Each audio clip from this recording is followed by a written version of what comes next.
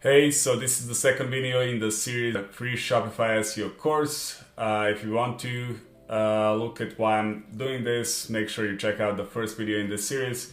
I'm not gonna repeat myself here, so I'm just gonna dive right into the topic.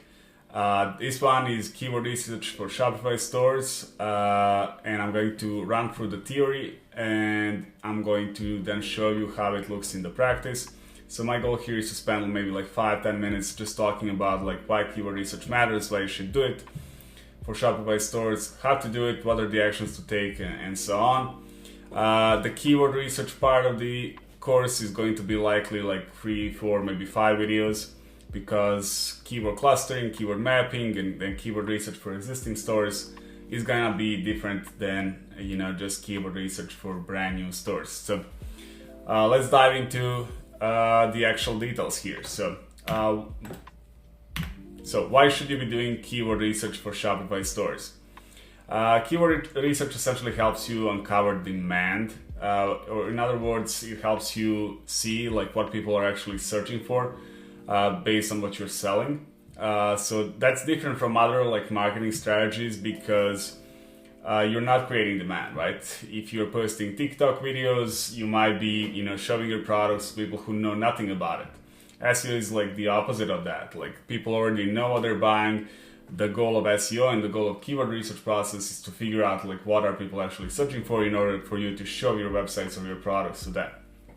It also tells you what to build and in what order, meaning like you're not guessing which pages to build. You're not flying blindly and thinking like, oh, this is what people are searching for and this is how they're searching for it.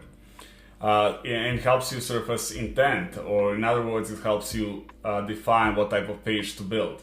So if somebody searches for, let's say, linen bedding or like linen aprons, for example, they are likely searching to buy. But if they are searching for like what are the best linen skirts to buy, they're in a different stage of the buying process, which means that you need to build a different type of page. In the latter case, they're looking for like more information, therefore you should build a blog. The keyword research process essentially helps you like figure out which type of page are you building, right? It's also your like prioritization map. You see like where your opportunity and where your revenue potential is, and how to decide like what to focus on, which pages to build first, which pages to prioritize, and so on. And it helps you essentially set up your complete site architecture and taxonomy. And this is why keyword research is essentially the backbone of every SEO strategy. It's the basis you build on. Without it, you're gonna be screwed. How to do it? In general terms, I think keyword research is honestly very simple and straightforward. I think a lot of people just complicate these things. I'm gonna show you how I do it, and I think this is the easiest and most straightforward way to get this done. For me personally, this is the most fun part of the SEO work, because it involves actually uncovering how people are searching for products or like things that I'm selling. I think it's also gonna be the most fun part of the SEO work for you, because for the same reason essentially, right? When you're doing the keyword research process, you should really think like a customer and not like a business owner, and that's I think the key difference, right? We often see this like the way store owners describe things is not the way actual customers describe, right? So you need to capture how people are actually searching for things. And one thing that's super important is the money in e-commerce really lies in the modifiers, right? The head terms, like, again, going back to the example that we are going to be using in the store that we are going to be building, is around linen products. So for example, the head terms are like things like linen pants or like linen dresses. Those are the head terms, or like the C terms, as we like to call it. Those terms are the most competitive ones. They're like usually the hardest to rank for, and arguably only have a few of the head terms that you can rank for, right? How many of these do you actually have? Maybe like linen pants, linen dresses, linen skirts, and so on. So the actual money, so when people say that the actual money is in the modifiers, it means that you can expand like linen dresses into hundreds of different collection pages. It can be like cheap linen dresses, red linen dresses, so, or any other color, like how many colors there is, how many linen dresses by color subcategories can you have, right? You can have it 10, 15, 20, depending on how much you can actually sell, or how much different colors do you have in your inventory. It can also be like material or like size, like long linen dresses, short linen dresses, and so on, right? Those are also the ones that are far less competitive. So the more you actually build these out, the higher chances of landing serious SEO traffic, like especially in the short term. And I think another very important point is that the keyword research work is essentially never done, right? I think people want to kind of finish this and just call it a day and move on. That's not how it is. It's a living list. You always revisit it, especially when you actually build out your store. You're gonna come back to it because once real data starts coming in, you're gonna realize all the things that you essentially missed and couldn't really know upfront. And also, as the new product lines get introduced, that's obviously an invitation to continue the keyword research process. What are the actions to take? If you already have an e-commerce store, you start by mining your own data. There's a special video that I'm going to record for that. All of the queries that you can find in the Google Search Console, and also your actual search bar on your website. This is what a lot of people miss. This is where I would say the gold lives. Like if somebody lands on your website and then uses the search bar to search for something, that's a very clear signal, like what do they actually want to buy. Search Console, again, it shows you all of the queries that Google is already ranking you for, so it's kind of easy to figure out why that matters. If you're a new e-commerce store, then you start by building a list of C terms or your head terms. I just mentioned that could be if you are in the linen industry, and I'm going to demonstrate this in the video. Those are going to be 5, 10, maybe 15, 20 head terms, and then you're going to go from there and build your list.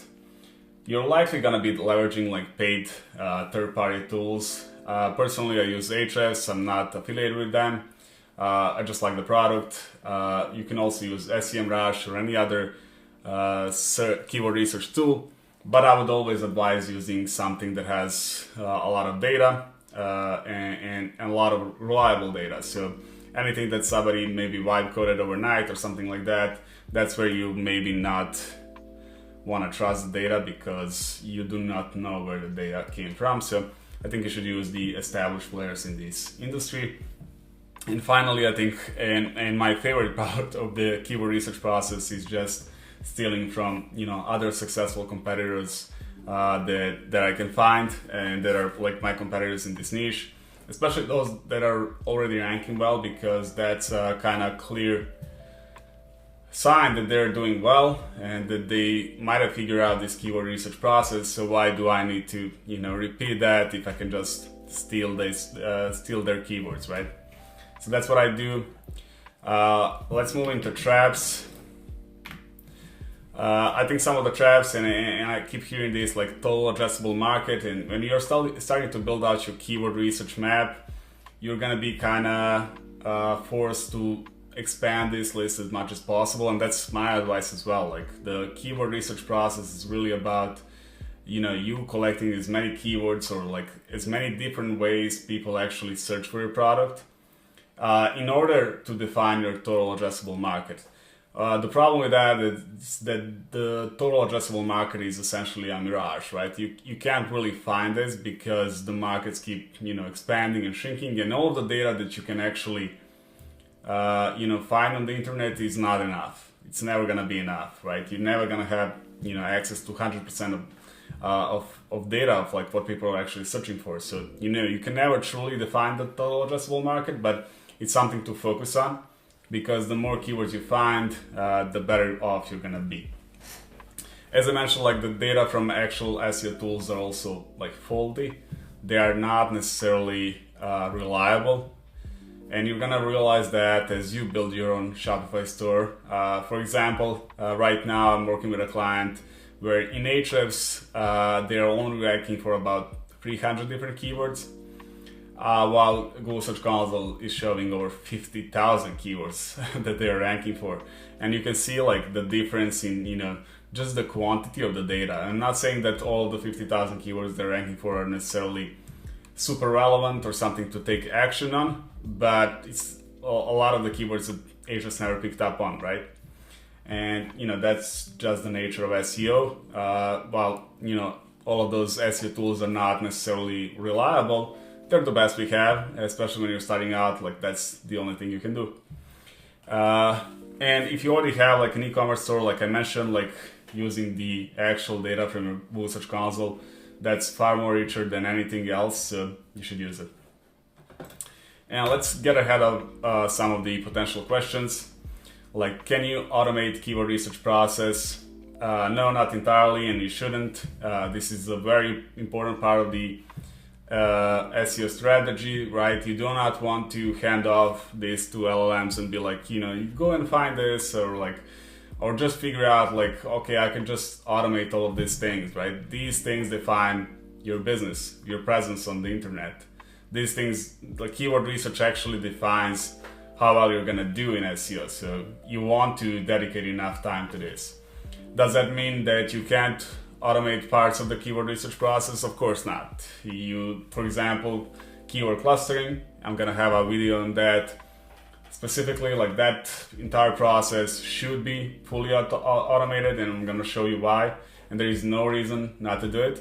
And even the keyword research process, I'm gonna show you how I'm leveraging AI for that, but you can't and you shouldn't automate the keyword research process fully. Can you do it without expensive tools and tool subscriptions? Technically, you can, but again, not something I'm advising, just because the quality of the data matters, and paid subscriptions tend to have the highest quality data and most of it. So if you're using just like Google Keyword Planner, you're gonna be missing out on a lot of potential terms. So I think investing in a good keyword research tool is like absolutely necessary if you want to do this right.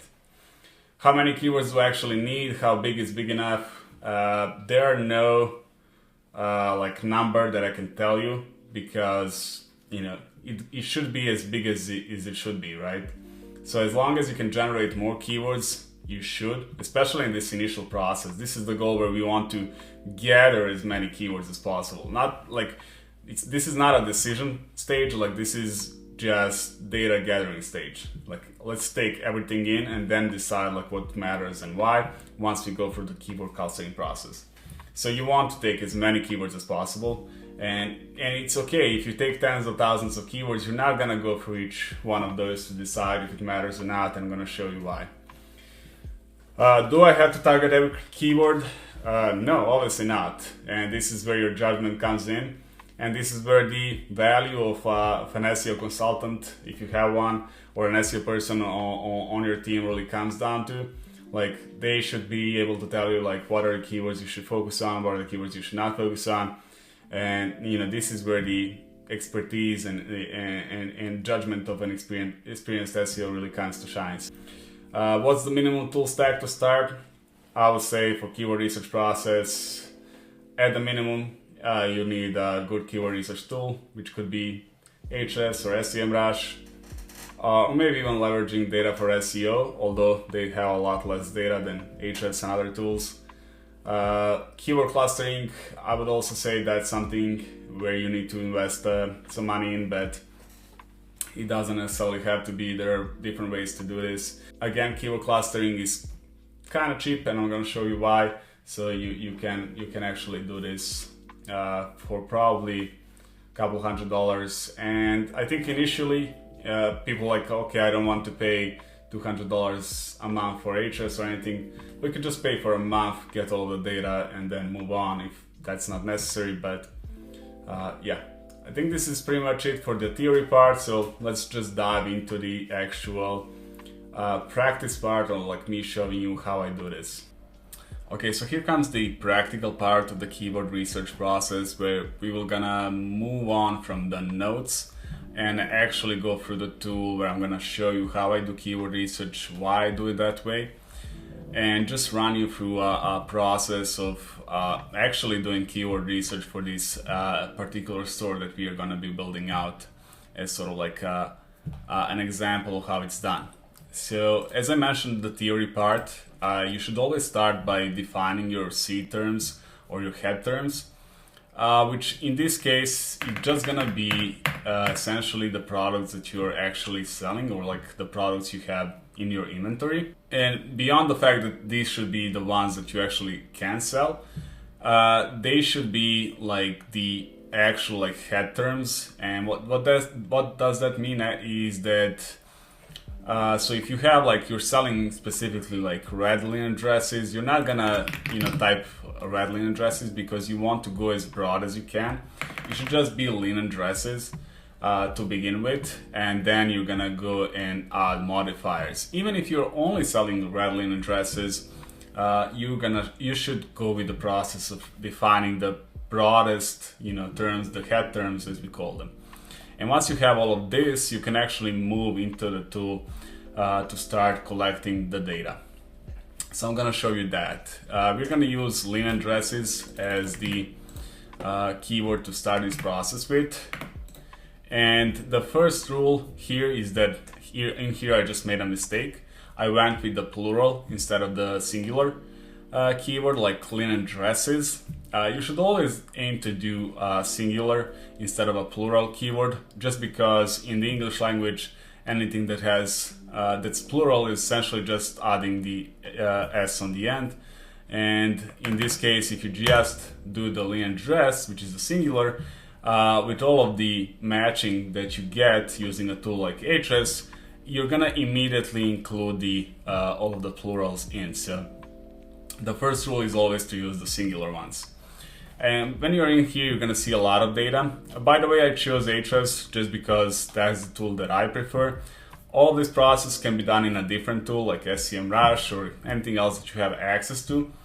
I'm trying to teach you the actual process. It's gonna look slightly different depending on the tool that you're using. So some of the things that you might be seeing are different, but the sort of like the process essentially stands the same. And I'm gonna explain like how I think about it and some of the most basic data that you can see in pretty much all of the tools. So inside of Ahrefs, to actually search for any keyword, you're gonna use logically the Keywords Explorer, and then you're gonna type in the keyword that you're actually searching for. So in this case, we're gonna go with the linen dress, as mentioned, the singular, and you're gonna get a lot of data in here. If I scroll down, there's plenty to get confused about, but I'm gonna explain some of the basics and just ignore the rest because there's so much in here that is not relevant to the keyword research process necessarily right now. So if you go here, type in linen dress, you're gonna see some of the stuff like keyword difficulty, which is essentially Ahrefs' way of trying to tell you how hard it would be to rank for this particular keyword from 0 to 100. It's one of the metrics that I would say should be ignored most of the time because it doesn't really tell you much. Right now it says its difficulty is only 10 out of 100, and just based on some of my prior experience and just the intuition from doing the SEO, like I know this is much more competitive. The problem is that the keyword difficulty gives an estimation of how hard it is to rank in the top 10 organic search results. This metric is essentially based on how many backlinks the pages that are ranking for this keyword on page 1 of Google have. So if they don't have a lot of backlinks, the keyword difficulty is going to be low, which doesn't tell you that it's less difficult because there's so many more things at play other than the actual backlinks to that particular page of a particular website. So I would mostly ignore the keyword difficulty, wouldn't think too much about it. Search volume is kind of self-explanatory. It just shows you how many people are actually searching for this particular keyword in this particular country. It's an estimation. I'm assuming this number is much bigger. Talked a little bit about how faulty essentially these tools are, but that's just the way it is. And it's gonna show you some of the forecast and just trends of a particular keyword, which, you know, if you think about logically, land dresses, it's sort of like a summer thing. So as you can see, during the summer the volume grows larger and then it drops because this is obviously a very seasonal keyword. Traffic potential just shows you the actual amount of organic traffic that the number one ranking page for the target keyword gets. And then the global search volume, again, we are filtering only down to United States right now, but a keyword like this one is obviously going to be searched a lot in all of the English-speaking countries and quite possibly other places as well, so that's natural. The keyword ideas, also self-explanatory. It just sort of starts summarizing some of the different keywords like questions, terms matches, also ranks for, also talks about. I won't worry too much about it. You can get a lot of data just from here, from like this page. So we're gonna go focus on the terms match a bit later on. The position history, I will completely ignore at this point. You do not care about that. This is not important for the keyword research process. Essentially right now, ads position history, also let's just avoid it for now and move into something else. Down below, quite possibly the most important part of the keyword research process is understanding like who is ranking right now, why are they ranking, and what type of pages are there, what type of websites are there. So if you're in this industry, you're probably gonna recognize names, right? These are gonna be essentially your competitors who are also having pages that they built around this particular product line at least. So we can see like these guys they're also on Shopify most of the time. Linen dresses, Not Perfect Linen, Magic Linen, Linen Handmade Studio, like you can see all of your competitors. Ahrefs is giving some of the most important data for each of those pages, like domain rating, URL rating, number of backlinks that the pages have. So this is the number of backlinks that this particular page has, not the entire domain. And this is essentially what defines the earlier mentioned keyword difficulty. And as you can see, most of these do not have a lot of backlinks pointing to them, like a bunch of them have 0, which is also quite natural because collection pages tend to not get a lot of backlinks, at least not naturally, unless you're buying backlinks towards those collection pages. That's all a topic for another time. The traffic value of a particular keyword is essentially just search volumes times CPC, and then the number of keywords that the page ranks for, which is, I want to spend a couple seconds talking about that as well. I think the common misconception among business owners particularly is that when they come in, they say, well, we want to rank for like linen dress. They think that one page is going to rank for one keyword. The reality is that one page tends to rank for hundreds of different keywords. So in this case, the number one page from this company, the number one page from this particular company is ranking for 290 keywords, at least according to Ahrefs. The actual number is likely probably like 5 times more than that. And you know, they're gonna rank for a bunch of stuff that is relevant to this particular page, where they're gonna be, you know, positioned pretty high. So linen dress, linen dresses as a plural, linen dress women as, you know, another relevant term. All of those are like position 2, and then, you know, lower positions is gonna be less relevant, like best linen dresses and so on in 2023. Short linen dresses for summer, that's position 8, likely because it has a slightly different intent than just linen dresses, but I'll talk about that a bit later. So I briefly mentioned this in the theory part, where you can, you know, sort of like, if you have access to Ahrefs and similar tools, you can kind of steal the keywords that your competitors are ranking for, and you can start doing that right now. Like they are ranking for 290 different keywords, also like relevant to your linen dress product line. But I don't think that's the most efficient way if you're just starting out. I think competitor research is good to get new ideas. It can often reveal some of the stuff that you might have missed. And the better way to do this would be to go, again, linen dress is a head term. and going inside of the matching terms report in Ahrefs. And what that's gonna do is essentially give you all of the different keywords where the words linen and dress are appearing, and that Ahrefs has picked up. And the number is quite huge, like 17,000 keywords. It may sound a little bit scary to just see all of that, because you may think that you need to go through each of these keywords one by one and decide whether it's relevant to your business or not. And you're not going to be doing that. That's not really necessary here. What you should be doing instead is trying to cut down the list by removing some of the unnecessary stuff immediately. And again, as I mentioned earlier, this keyword research process, once you define your head terms in here, the goal is to just collect as much data as possible. And then once you have that data, you can start working on it without actually going through each of these manually. And I'm gonna show you how that works a bit later, and maybe in a separate video. But the initial process, you just want as much data as possible. And I keep saying this to people because more data is just, you're gonna realize more ways that people are searching for products, and it's gonna be better because you're gonna realize more pages that can be built, and more traffic to be had. But we don't necessarily want 70,000 keywords. That sounds quite a lot. And what's good with Ahrefs is that it provides you with a lot of filtering here, that you can say, well, I just want a particular type of keywords. So I think initially, if you're in the English, English speaking country, you may want to just take the English language. They do have a lot in the not detected, so we might want to avoid doing that right now.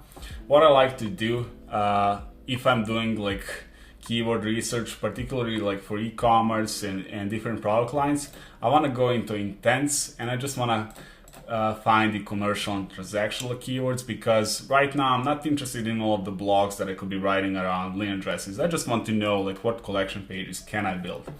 Also want to see non-branded ones, so I want to remove all of the different brands like Lulu's, Queens, and all of the other ones, because I'm never gonna rank for that. I'm not that particular brand. So I'm gonna go with the non-branded here, and then I also want to go with non-local, because I'm trying to target a broad term which is not local, right? And that's already gonna cut down this list down to about 1,000 keywords. Now you can just go and export this part. You can play with other filters if you think a particular volume is necessary to be defined. I try not to, because even the keywords that have like a zero search volume are likely not zero. They're still garnering some searches per month, but they can be useful. And again, as I mentioned, more data is better. KD, again, as I mentioned, it's a pretty useless metric, especially when trying to filter things. Traffic potential, yeah, it's the same thing as I mentioned about the search volume. You do not want to filter by that. Lowest domain rating is pretty useful when you're actually doing keyword research manually, but in this process is not really that useful. Parent topic, again, not really useful. Sub features could be useful, but again, I would say probably not as useful here. You can search for like shopping, but again, you might be filtering things out that could be useful in here, and I do not necessarily want to do that. So I'm gonna remove that filter as well. Just go back to the earlier list that we had. As you can see, if I included the shopping as the sub feature, which usually appears on all of the keywords that we essentially want to rank for because they're shopping keywords. In this case, I'm not gonna do that. So I'm just gonna start exporting this CSV. I'm just gonna avoid all of the grouping and top 10 positions, not really relevant right now, and just start generating CSV files. I'm not gonna go through each of these on the video just because it's very repetitive. So I'm just gonna pause the video, export all of these files, and show you what I have after that. Okay, so I've exported all of these and it got about 19 files, I think. or something like that. So there is a lot of keywords here. I'm assuming 20,000 plus keywords, maybe a little bit less. I'm not entirely sure. Is this the end of the keyword research process? No, and I'm gonna explain why. So as I mentioned, if you, for example, are searching for something like linen dress or like linen jumpsuit, going to the matching terms, as I mentioned, they're only showing keywords where these two words are showing, so linen plus jumpsuit. But what happens when something is being described without those two words and they're relevant to you? Well, you can go into related terms as well, and there you're gonna be seeing, as soon as Ahrefs opens it up,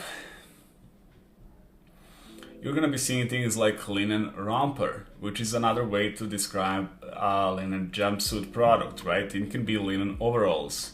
All of these are essentially relevant to linen jumpsuit because there are different ways to describe the same products. But if you only lean into the matching terms, you're gonna miss this because they do not contain the word jumpsuit, and this report filters that out.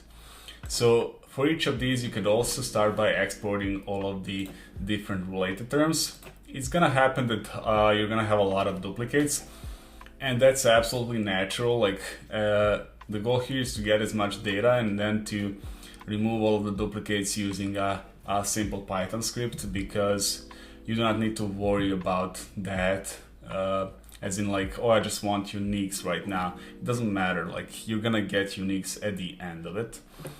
If you combine matching terms and related terms, you're likely going to be capable of actually getting most of your keywords, but I would say probably not all of them. And the only way to sort of like get everything, or at least most of it, as I mentioned, it's impossible to get all of it, but to get as much as possible is to start either scraping your competitor keywords, which, you know, if you go into linen jumpsuit, you can start picking up your competitors, or if you already know who they are. So for example, if these are your competitors, you can just go into Site Explorer inside of Ahrefs, and you can see that they're ranking for 7,000 different keywords, which is likely going to be a lot of the stuff that is irrelevant to you, but it's also going to be a lot of stuff that is potentially relevant and that you missed earlier on. So if you take like 5, 6, 7 of your top competitors who are doing very well in search, you can essentially just steal all of their keywords and just go and export them out. Again, you can just do the same type of filtering that we did over there and say, well, I won't just want US, for example. I only want,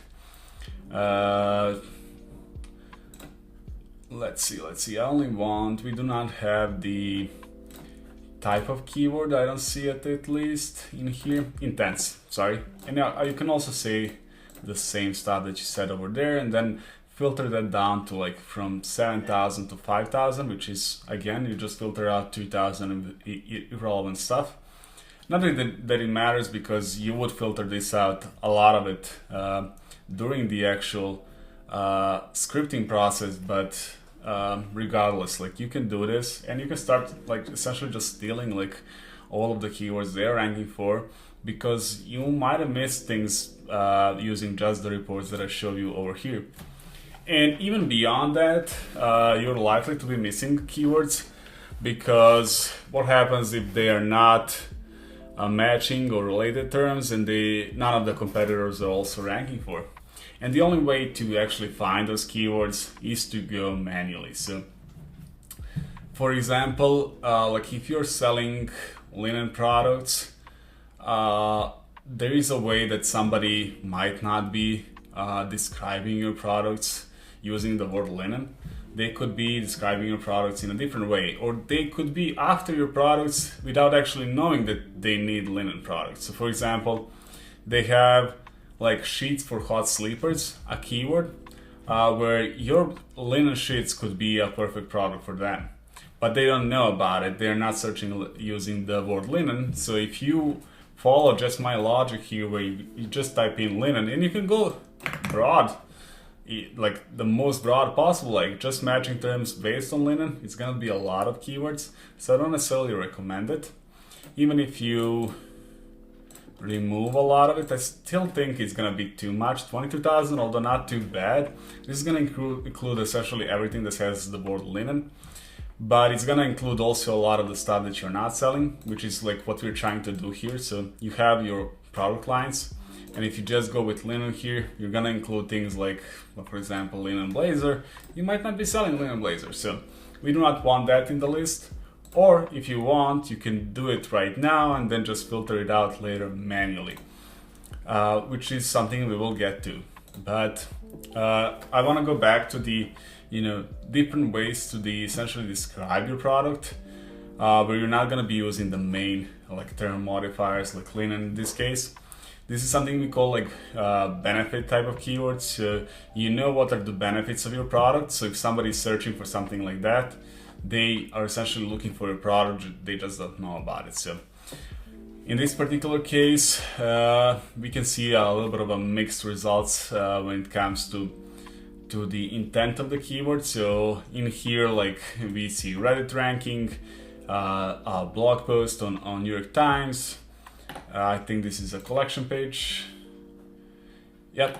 But there are different type of keywords, right? So it doesn't matter. Like I will still try to collect these, and in here it might even be more relevant to go into like related terms and just look at different terms that could describe your product, like cooling sheets, and then cooling sheets by size, queen, king, and so on, and try to get essentially your customers who don't even know that they need linen products. In here, this is the manual process. You can manually select these, copy them over inside of your sheet, do them after you do the keyword clustering process, or just go and export all of them and look into filtering them out later on. But again, the goal here would be just to go and try to collect as many of these CSV files that contain a lot of keywords that essentially describe different ways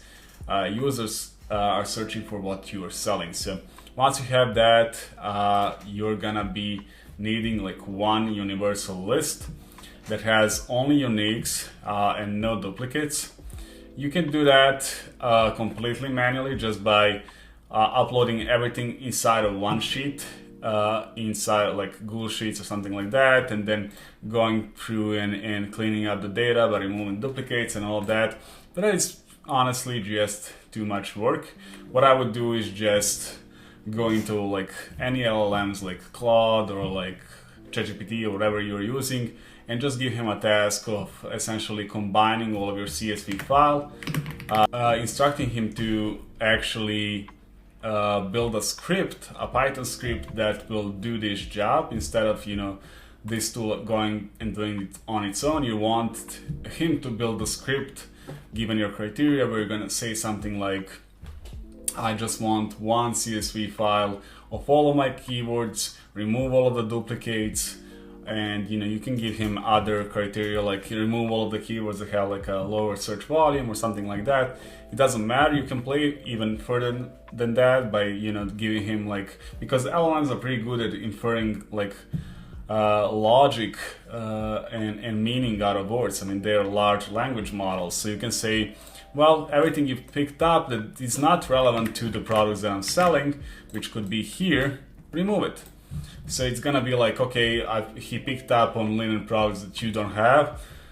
It's just gonna remove it, right? So that's another cool way to do it. The end goal should be one simple sheet that has all of your products or all of your line of products that is ready for the keyword clustering process.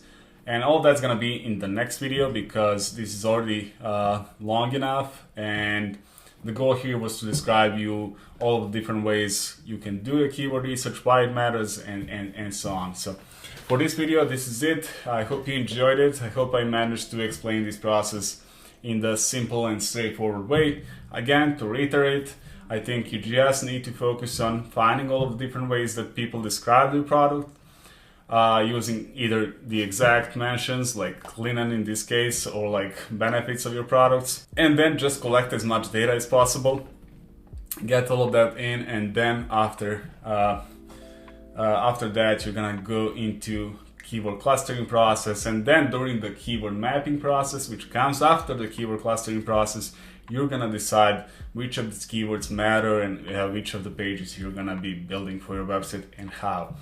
And there is plenty to go on that later on. So for this video, this is it. Again, I hope you enjoyed it, had fun.